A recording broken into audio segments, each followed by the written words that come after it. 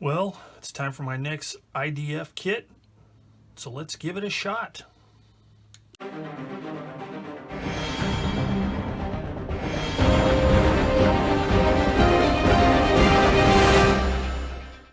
Welcome back to Plastic Models by a Regular Dude and part 1 of the Amusing Hobby IDF Shot Kal.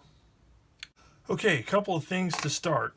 Number 1, I don't know if I'm pronouncing that right. I did a little reading online. I can't really find a definitive answer, but I think it is Shot Kal. So if I'm wrong, please put a comment down in the comment section down below and give me a phonetic spelling of how this should be pronounced. And I want to thank my friend Keith Short for giving me this kit. He gave it to me several months back to do an in-depth in-box review, which I did. I'll put a link hopefully up here in this corner so you can go check that out, since I'm not going to do another one for this build series. My plan with this kit, thanks to suggestions and requests by some of my subscribers and viewers, is to do a full step-by-step build of this kit. I have some viewers that like the step-by-step, and so I'm going to try and do a couple things.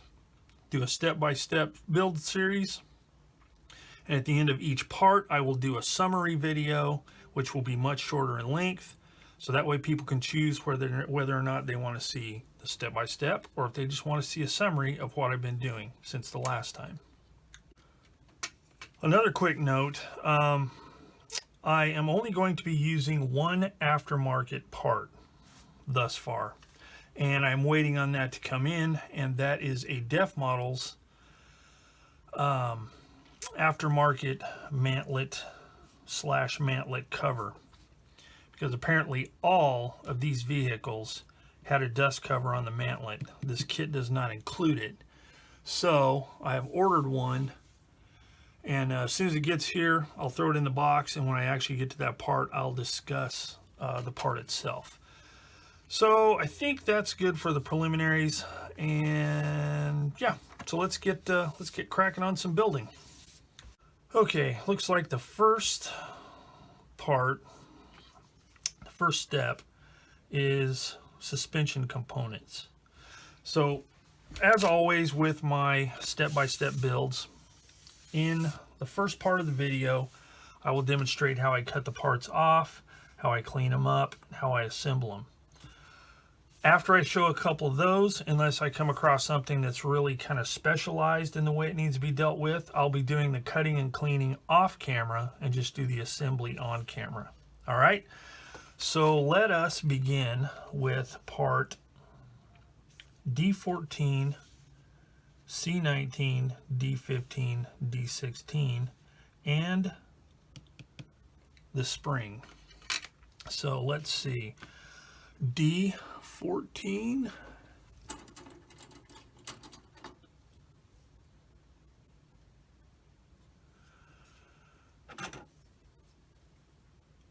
is right here, and we actually have two of those, so I'm going to go ahead and cut them both off. So I'm using my Tamiya ultra precision cutters because it's just so awesome.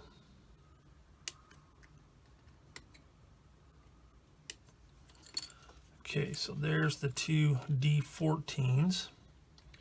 Then we need,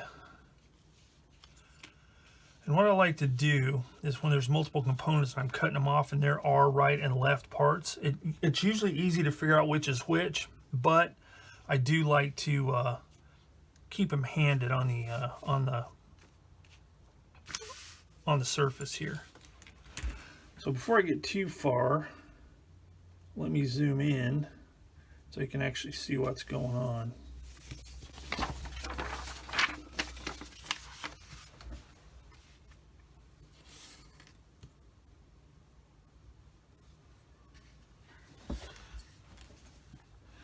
Okay, let's see. So I need D15, which goes on this side. which is here and here, and D16, which goes here. Then I need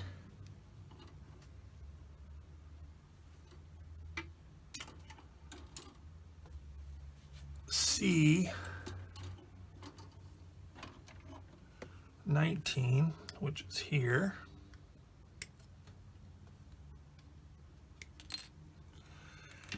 And here. So we got those.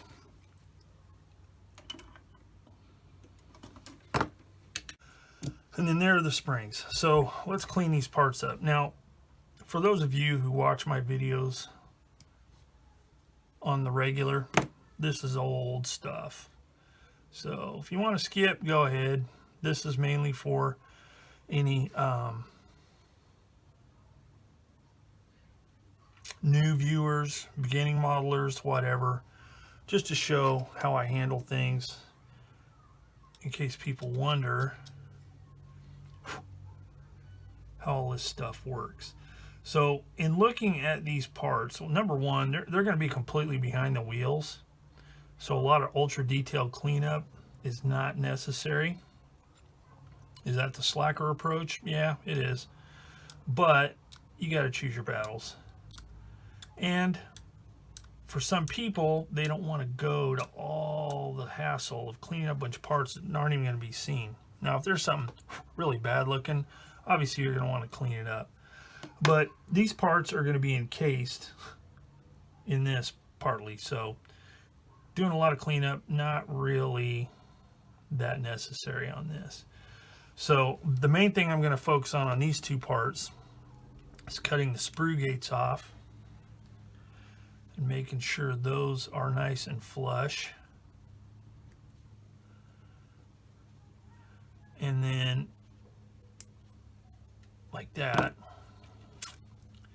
Okay, and then I need to clean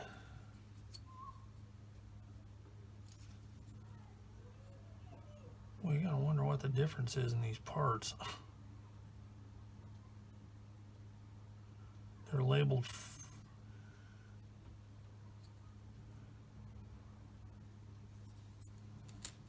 oh, you know what? Sorry, I need to cut off two more of these parts here. Getting a little ahead of myself there. Same thing here. Clean those off.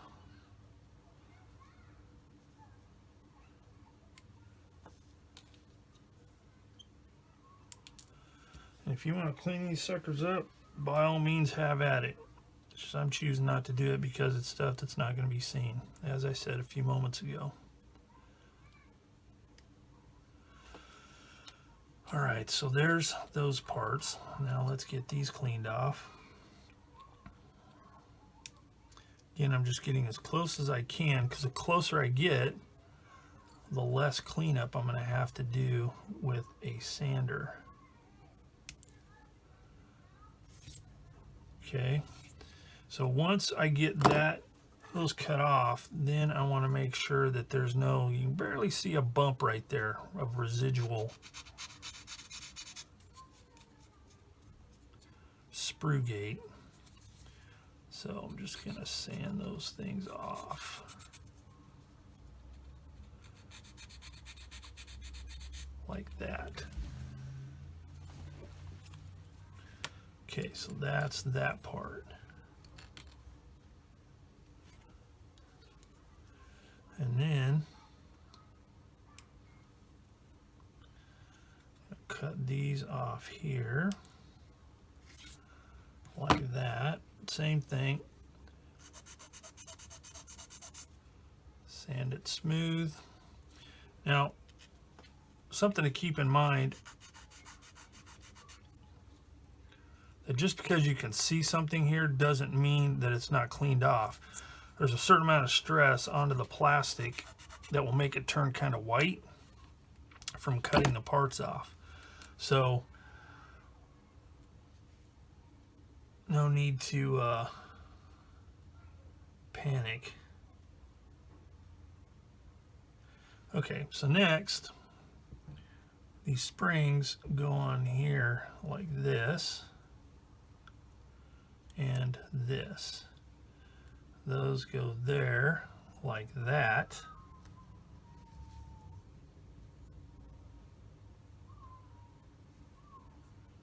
Oh, look at that workable suspension. That is flipping awesome.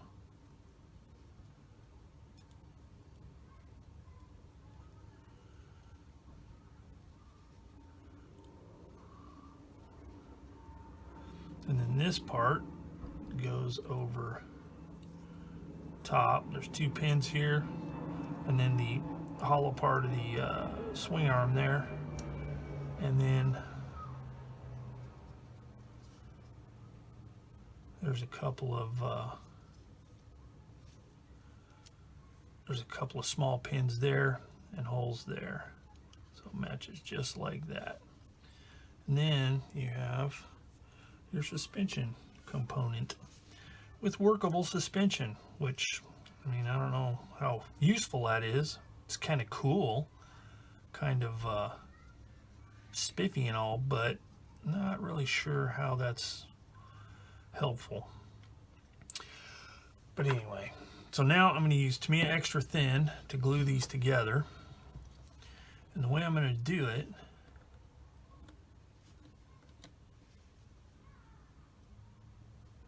because you're not supposed to glue this stuff down here, because that's supposed to be free swinging. So I'm going to do it on these upper parts here. Just going to use my Extra Thin, touch it to the edge, capillary action, whatever the heck it's supposed to be. We'll pull the cement through the whole joint, just like that. And then a little bit on the top, there, and there. All right, so there you go. There is one of the suspension units. So now that you've seen how I did that one, I'm going to do the other one off camera so as to save a little bit of time. So while I'm cleaning up and assembling this other one, I'm going to chat a little bit about my thoughts on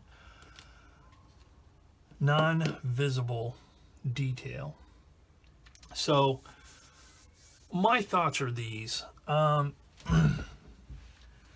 If there is detail on a kit that is invisible, such as these arm components here that are not going to be seen because they're going to be behind the wheels. Then also you have on top of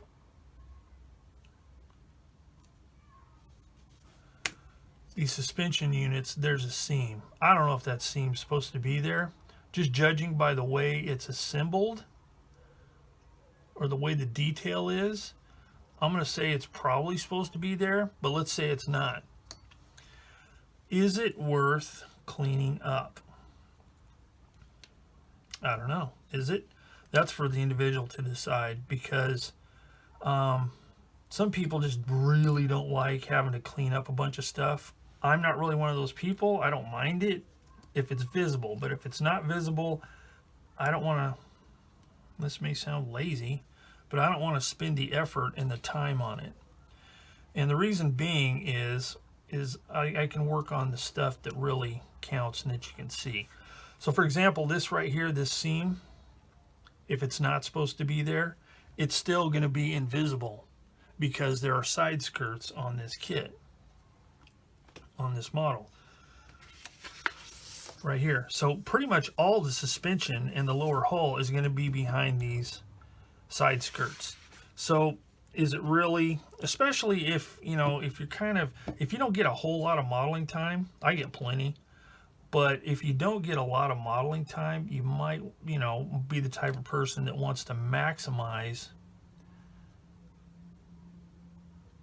the modeling time that you do have. As far as I'm concerned, that is good thinking. Using your time wisely. So, to me, it's just like painting the bottom of a tank. I mean, unless you're going to flip the tank over and have it like being an accident or something, you know, there's no reason to paint underneath. Number one, takes time. Number two, takes materials.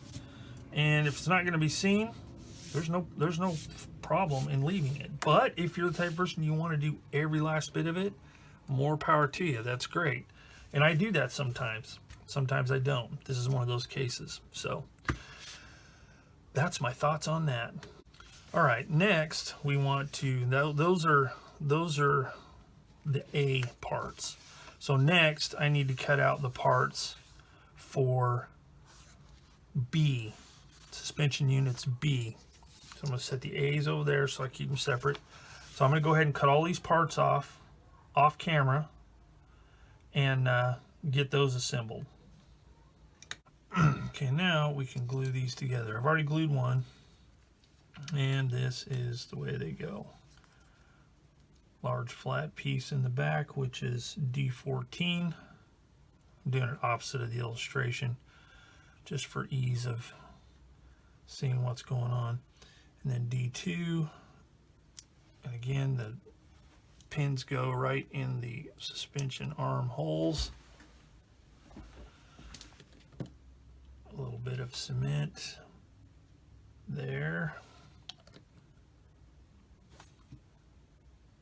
and there, there, and there. Make sure it's pressed firmly together and set it aside. All right, so next, there are some extra parts for these. So they need to be flipped over like this because the parts go on this side. So we have D7, D8, 17, and 17. So let me cut off D7 and D8. So I need for each of those. So we got D7 is here, and that one goes on this side,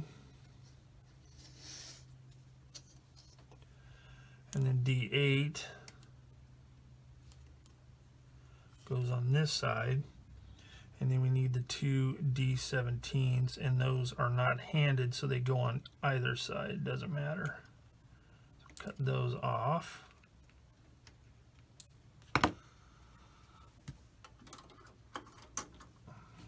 Get those cleaned up. Okay, and then this is the way they work. So there's a pin here, a hole here, and on this little arm there's a pin sticking up. That needs to face up. So that needs to go, oh no, that's kind of a tight fit, but that's okay. Just wiggle it into place there like that.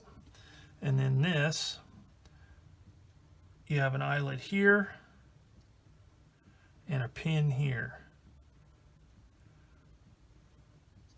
And there is detail on here. So this one side is just a pin. One side is a nut with a pin. So that goes on there and that goes on there.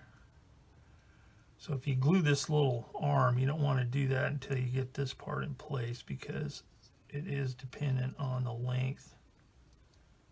Whoops. So that goes there.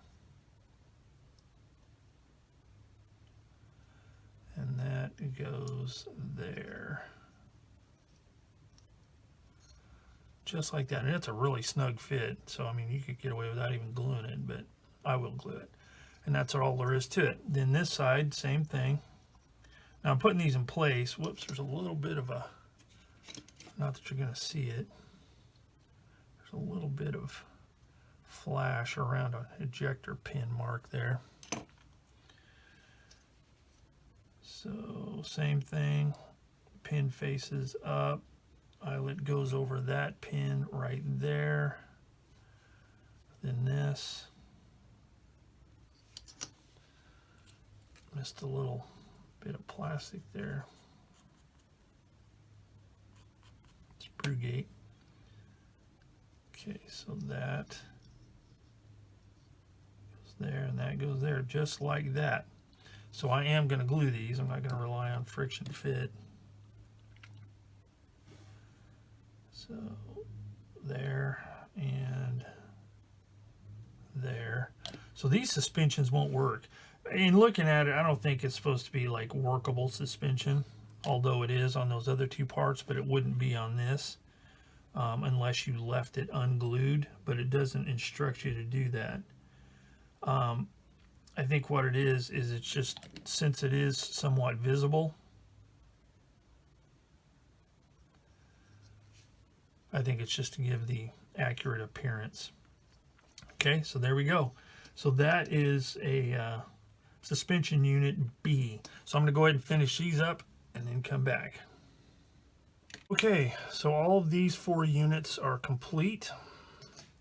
Now I need to put the wheels together. So we have part D1, D6, and D18. So let me do one of them. I'll show you how I do these. So we got D1, D6, and D18. All right, so there is that. So on these, just a matter of trimming that off like normal.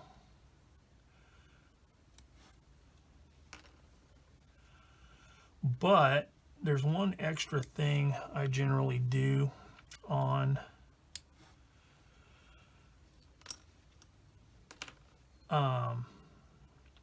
wheels, depending on how they are molded. Okay, so one thing I do is on the sprue gates on a small round part like this, I cut it at a slight angle so as not to make a flat spot. That way I get the majority of the plastic off, and then I just use a sanding stick to finish it off. Oh man, if I can hold it.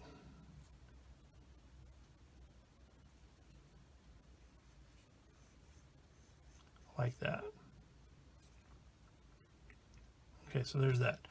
So something else that I do, the way some of these wheels are molded, it's like this part is recessed into the mold and there's another part on top. So you get this kind of unnaturally sharp edge on one side. Some wheels, wider wheels usually, will have a seam running down the middle, a mold seam line. Whereas on these,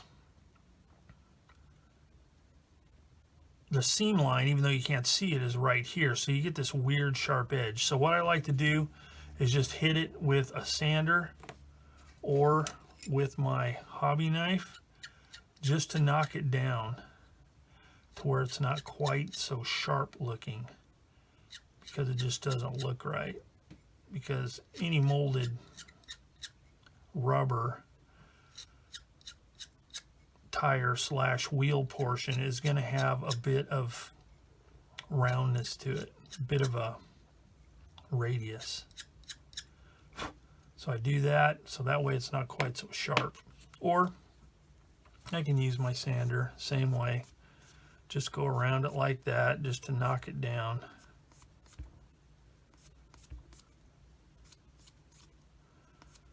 Like that.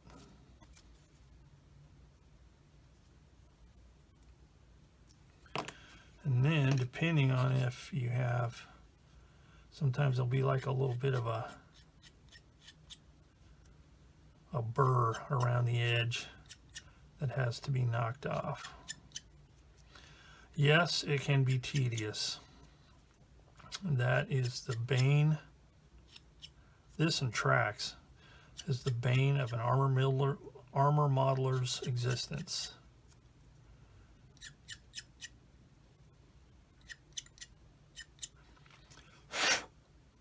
like that. So let me do the other one.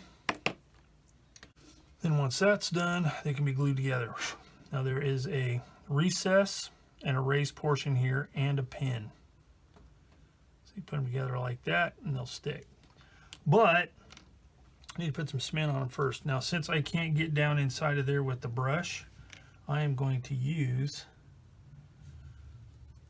my Model Master liquid cement for plastic models. It's thicker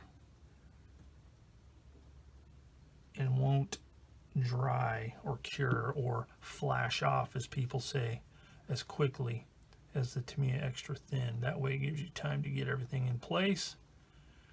You don't have to worry about trying to get the brush down in between there. And then this part here,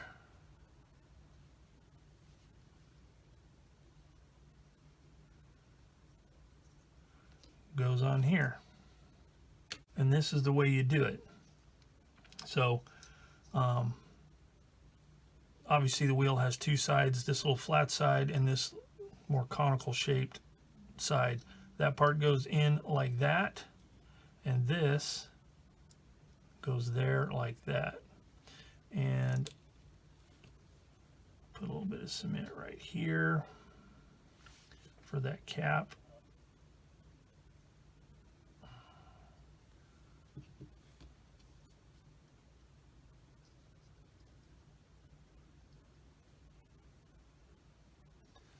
Like that. And then I just have to do the same thing for the rest of the wheels. Okay, so all of these are complete. So I've got those aside so the caps can dry. So now I'm ready to move on to step number 2, which is the lower hull. The first thing I'm going to glue on is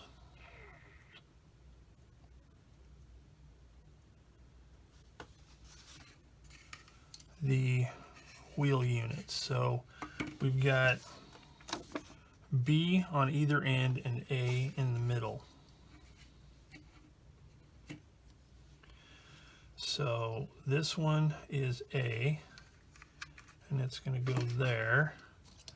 And then B, the ones with the extra arms or supports or whatever they are,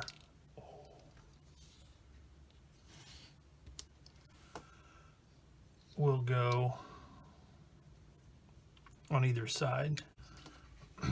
And the way they fit is there's these two round pins here and these slots here. So basically it's just a matter of putting them in place and pushing them, sliding them as far as they'll go.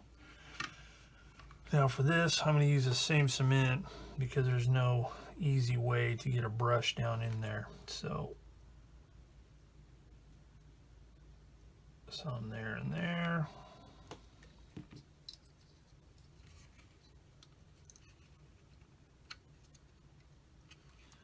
Make sure it's pushed all the way up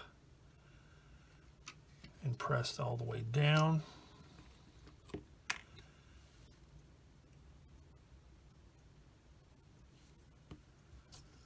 Then this one,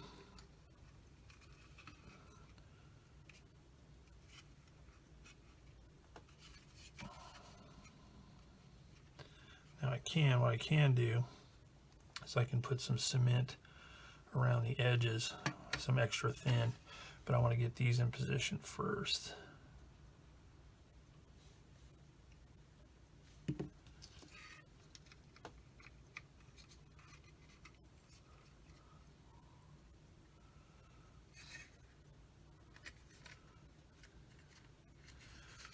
Okay, so I got them in place, and I'll get extra thin there, there.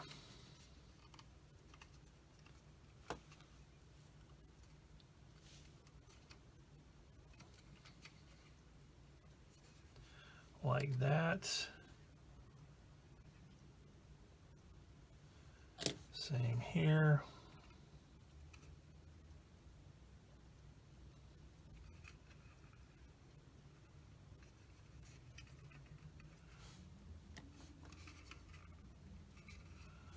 And same here, and here.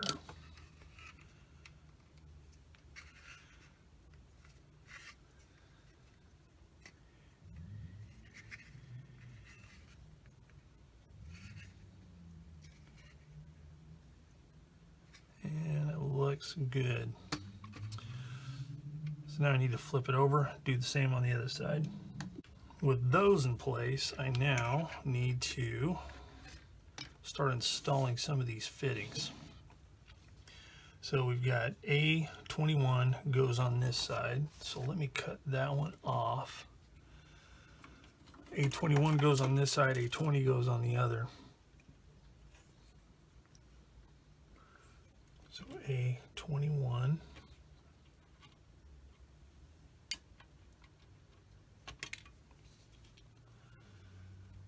And then we need 1, 2, 3, 4 D20s.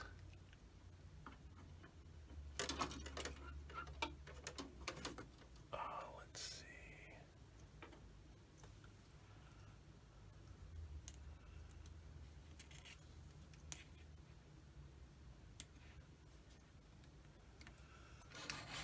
On to buckle my shoe. So there's 2. Need 2 more.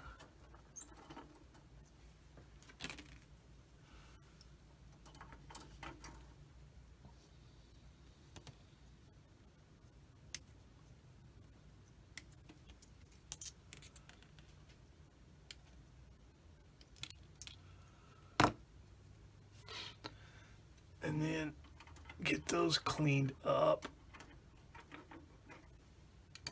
Okay, so this fits the same way. There are 2 little bumps that fit in those 2 little slots there. So what I'm going to do, I'm going to show you something with this, to me, extra thin. Now, early on I said that you shouldn't just goop this stuff on here and put the parts on. And here's the reason why. You put it on there, it's going to evaporate really quickly, and it won't give you that strong of a bond. However, if you use it just to tack the part in place like that, and then apply it like normally, you get away from that problem. Just like that. So we got that. Then this one here, these parts here, these are for the return rollers, I'm assuming. We got 2 bumps on the flange there, 2 corresponding slots, and then there is a notch in the bottom that fits on this bit of detail here. So I am going to use my tweezers to make it a little easier, just to set it in place like that.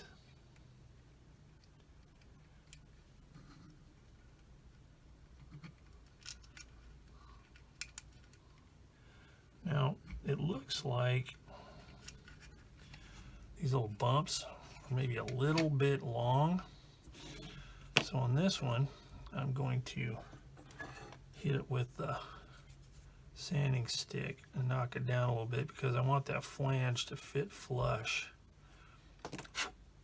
on the hull.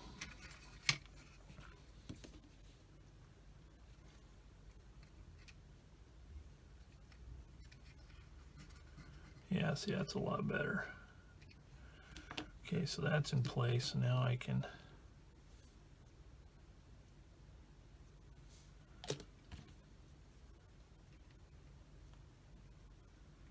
get it in place there like that.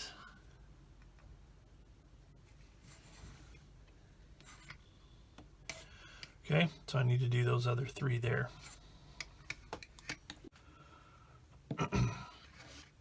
And there they are. So next, I need to 1, 2, 3 D4s.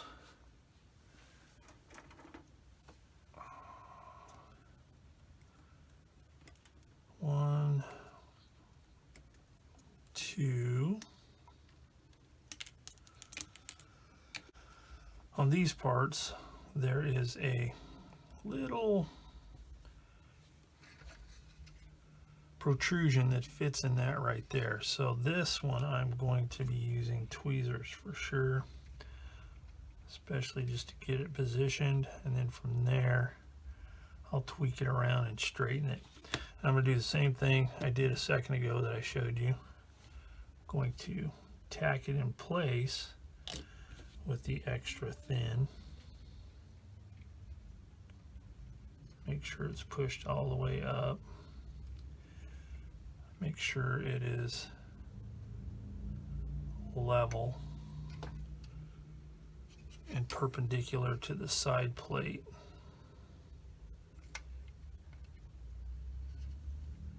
On a part like this, I'm using the tweezers to hold it here so I can get it in place. Because I know it'll fit in between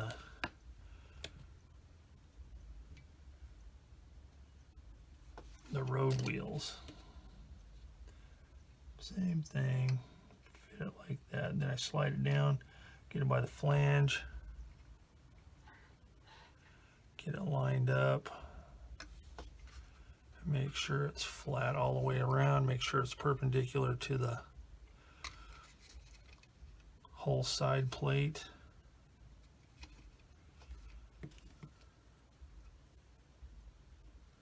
See how this one's gonna fit.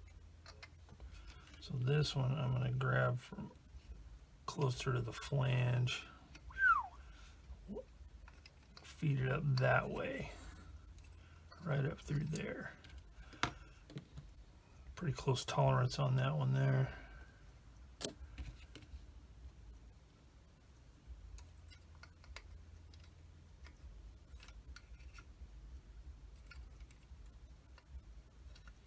That's the importance of making sure you don't rely just on that little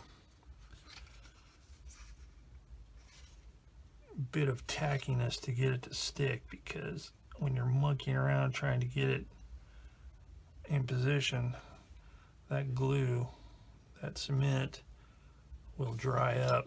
Chop, chop. So I think for the interest of strength and quickness, I'm going to use my Tamiya Extra Thin Quick Setting, which dries a lot quicker. Don't want to use it all the time because it's pretty hot and it will make a mess of your plastic if you're not careful. But it does have its uses. All right, so there's that.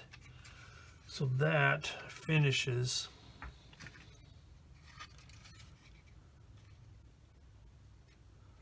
that side there. So I'm going to do the same stuff on this side. And that finishes step 2. Now, ready to move on to step 3. All right, ready for step 3. First, I need to cut off B10, B14, 34, 13, 21, 20, 16. So let me cut those off and start cleaning those up.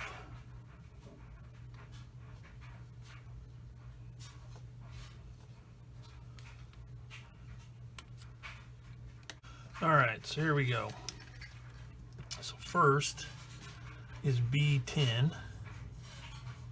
Again, I'm just going to tack a little bit on here to hold it in place while I do the rest of the cement. Hold it in place. Now I got a little heavy-handed right there with the cutter, and I cut into the weld detail. So if I wanted, I could replace that with some putty. I may do that, but it'll depend on if how much the idler covers, or the drive sprocket covers, because this has a rear drive sprocket on it. So I'm just going all the way around like this. Just make sure it's all pressed firmly in place. Because if you do it right, if you get the cement in there and you squish it together, those weld seams, you may get a little bit of oozage going on, like right there. So that's easy to clean up, and it makes it look like more like really a weld seam than just something that's glued on, something that's topical. It's a nice thing about this kind of cement. The next part is B14. Now there are a couple of stems sticking up from these ejector pin mark things. So this part here has this kind of, it's kind of a keyed shape that matches the inside of that. So again, I think for part of it, I'm going to be using this cement here. Now I could be using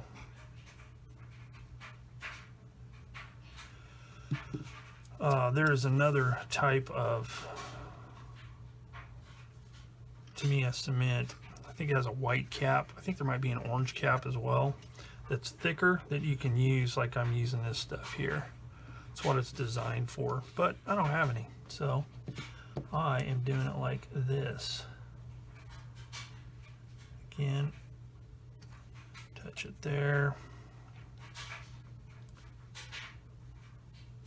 and there. Make sure it's pressed firmly into place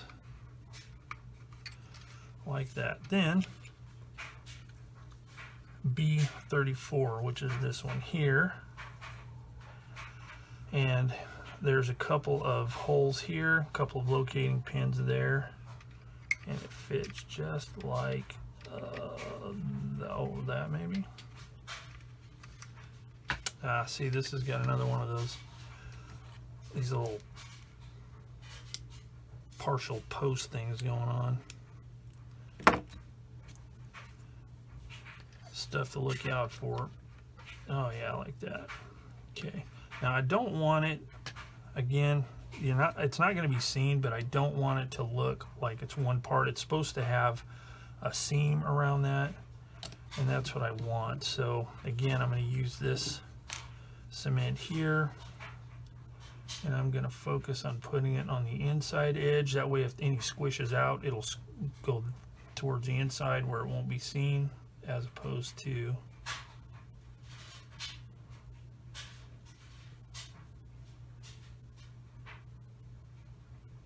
squeezing out the outside edge.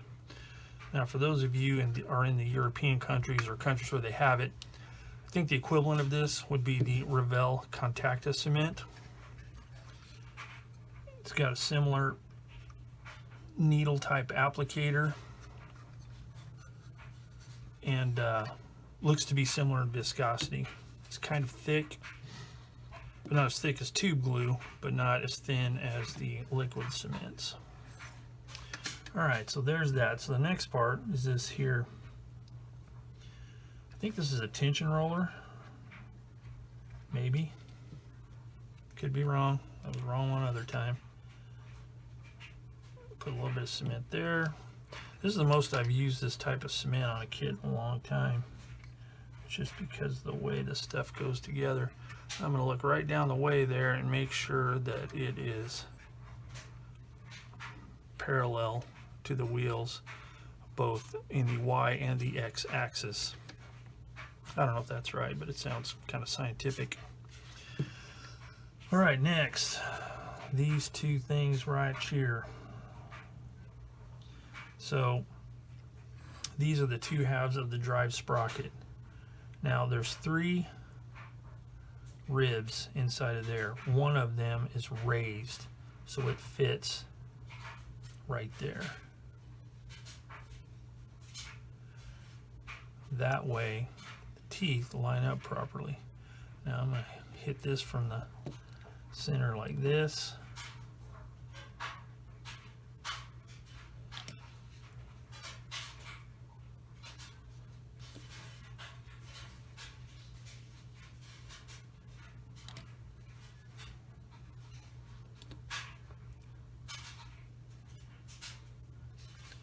and like that. Okay, then this is going to fit right over that. It's quite a snug fit. And then this cap will go on top of that. So, a little dab of glue.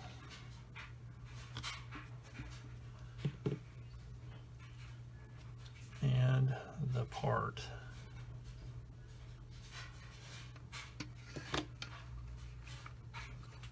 Just like that. All right, so that completes that side. So I'm going to flip this around, and since you've seen how I did it, I will do the other side off camera. All right, next part is A32, which is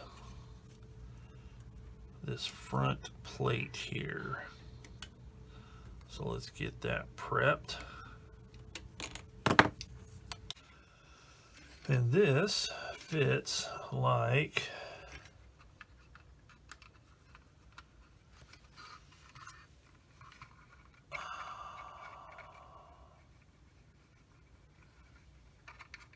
this somehow.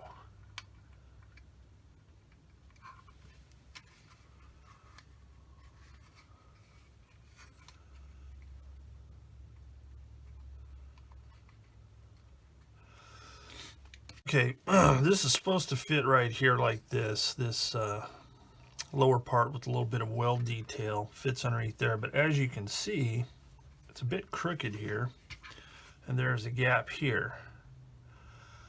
And the problem is if you can see right here, there's like it's notched out, whereas on this side it's not.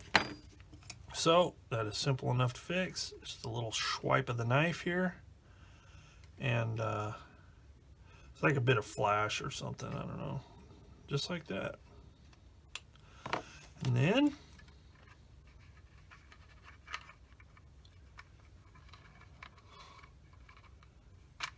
oh man, you gotta turn it the right way. And voila, it fits. And it fits really well on the bottom, so we're good. So I'm going to hold that in place using the Tamiya Extra Thin.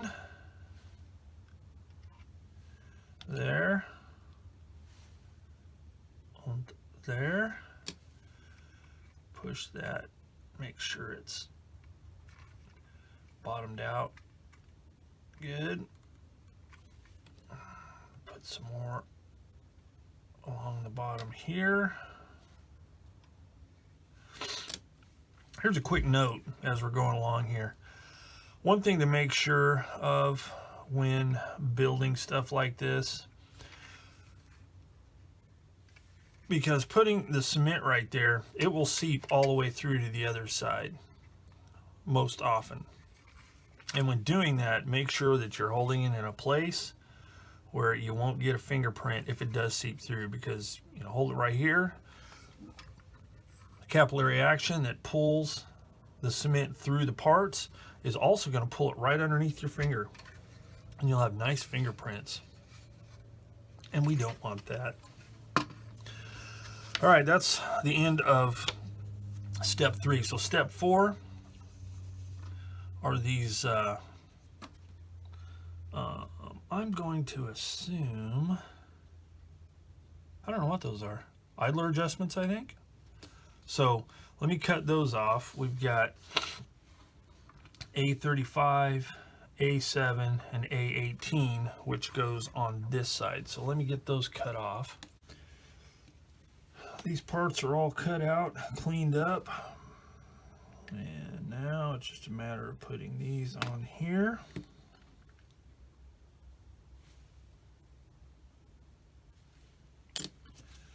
Making sure they're pressed down and in place.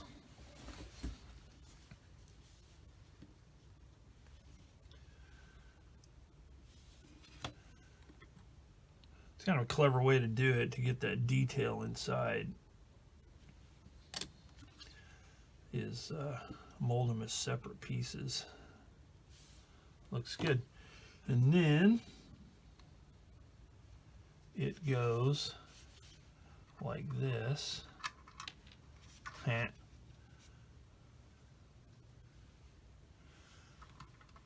Right there, like that. So let me turn this on the side. Make sure that's bottomed out in that recess. Make sure it's, oh crikey.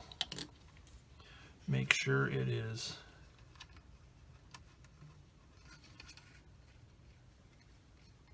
flush all the way around. There. There.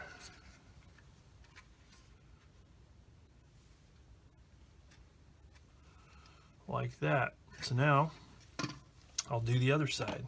And there you have it. Those are installed now. So that concludes step number 4. Step 5 is return rollers and the idlers. Okay, and that's kind of cool. So part C10 is the axle that attaches the idler to the idler adjustment mechanism. And the cool thing is this one is adjustable. So you can rotate it right or left to adjust the track tension, because on a vehicle like this there's no track sag, so you want to make sure that the tracks are rigid, and that is a really good way to do it. There's other manufacturers that do the same thing, but all too often they don't. And if you have link and length tracks or individual track links, sometimes you can't get that sag or lack thereof just right. So that's kind of a cool feature. So let me go ahead and cut these parts out, and they're all identical all the way around. So I'm just going to cut all those parts off and get them all cleaned up, and then come back and do the assembly. Well, I kind of forgot to video this part, but it's quite simple actually. The two halves go together, the axle goes through, and the cap. Very simple. No muss, no fuss. You got to be careful if you want them to spin, but if you don't let the cement cure up too much, you can break it loose. The cap will stay in place, but it's not necessary for them to move, because if anything, the drive sprockets are the part that need to be movable when putting the tracks on. But anyway, I'm not going to actually glue these in place yet, because I need to do the tracks and all that. But they fit like that, and then once they're in position, I can slide it back and forth, get it into position, glue them, and the tracks will be tight.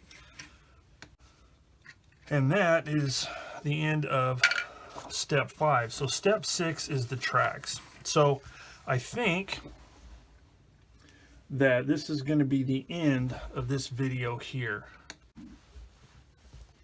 In part 2, when I come back, I will do the tracks.